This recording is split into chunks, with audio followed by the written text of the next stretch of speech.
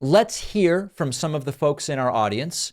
You can find our Discord through which we take calls at davidpakman.com/Discord. And we are going to start today with, oh, I hope I get this right. I know I've got, is it Janice from Texas or Janice? I know that there's something about the pronunciation.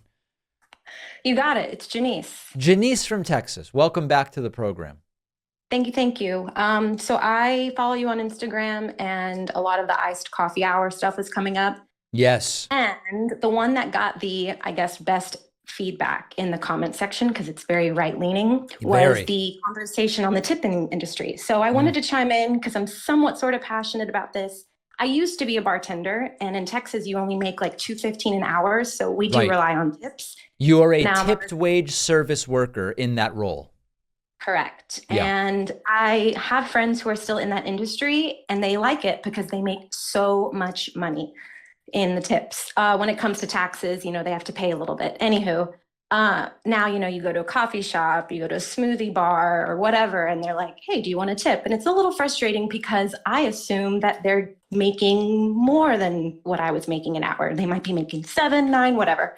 So I think tipping transparency, or I'm sorry, income or hourly wage transparency is the way to kind of segue into letting the consumer know whether or not to tip.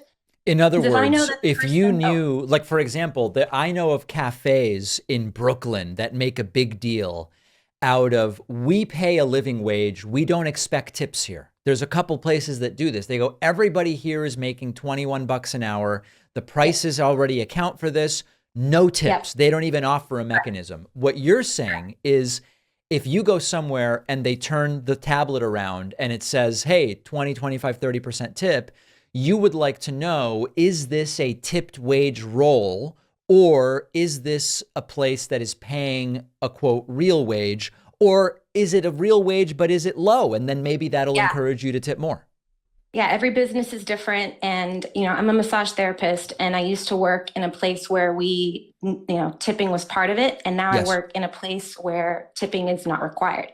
And the consumer seems to really like that. We're upfront about it. We say, tipping's not necessary.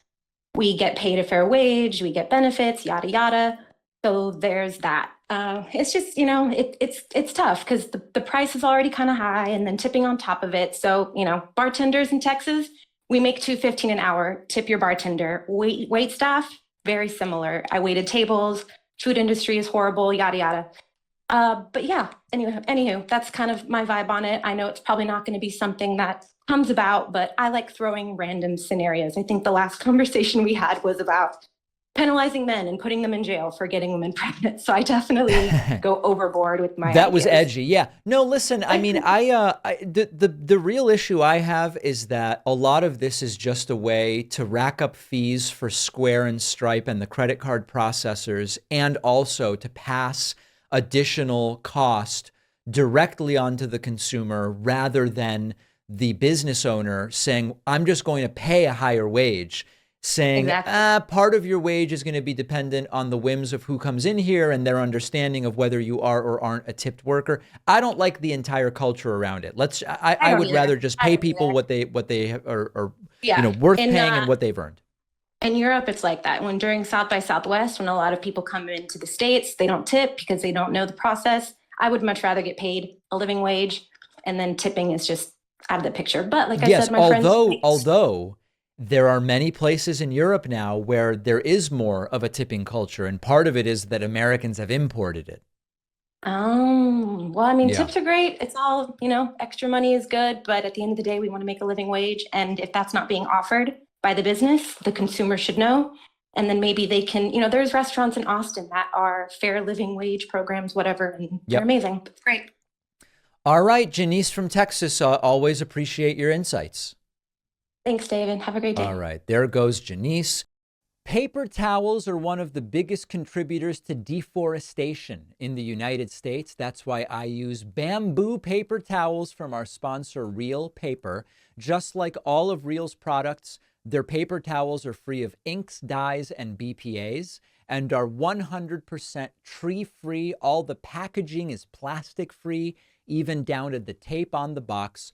Before I discovered Real Paper, I tried a few different sustainable paper towel options over the years. They were either flimsy, had no absorption power, they felt cheap, like something in airport bathrooms, yet somehow they were still outrageously expensive. Real's paper towels are 50% thicker, more absorbent than the leading sustainable brand.